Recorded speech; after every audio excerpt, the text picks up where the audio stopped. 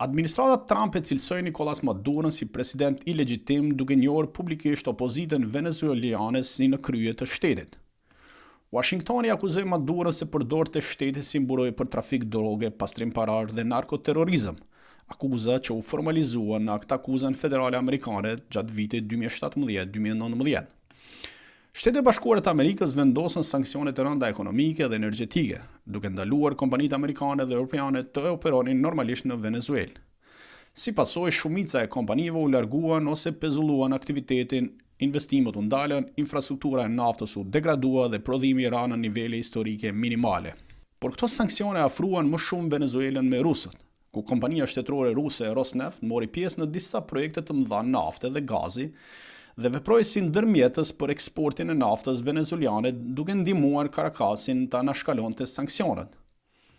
Rusia ofroi gjithashtu mbështetje ushtarake, teknike dhe diplomatike për regjimin e Madurës, duke përdorur Venezuelën si pikë strategjike gjeopolitike në hemisferën perëndimore dhe si mjet për të sfiduar ndikimin amerikan. Presidenti Trump humbi zgjedhjet në vitin 2020 dhe administrata Biden nuk hoqi sanksionet, dhe Venezuelës dhe gjendja e saj shkoi duke u rënduar në eksportim për shkak të këtyre sanksioneve. Por në këtë vit, në 2020, kompanitë shtetërore ruse u tërhoqën zyrtarisht nga projektet direkte për të shmangur sanksionet, duke ja kaluar një kompanie private por ruse, thjesht një manovër. Ndërkohë kompanitë kineze filluan të largoheshin plotësisht, kur ngadalësuan ndjeshëm aktivitetin, për shkak të rënies së prodhimit, borxheve dhe pasigurisë politike. Sot si Rusia, ashtu edhe Kina kanë interesa të ngrira ose të kufizuara, por mbeten aktor kyç në prapasken në Venezuelë. Pra, mungesa e sigurisë juridike, konfiskimet, borxhet të papaguara nga kompania shtetërore venezueliane dërguan në rënien e prodhimit dhe pamundësi për të nxjerrë fitime nën sanksione. Me pak fjalë, Venezuela kaloi nga një Eldorado i naftës në një zonë me rrezik të lartë investimi.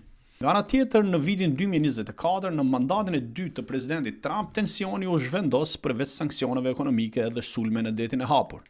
Fillimisht u sulmuan anijet të vogla të cilat dyshohen se transportonin drogë drejt Shteteve të Bashkuara, duke i goditur dhe djegur anijet dhe vrarë trafikantët.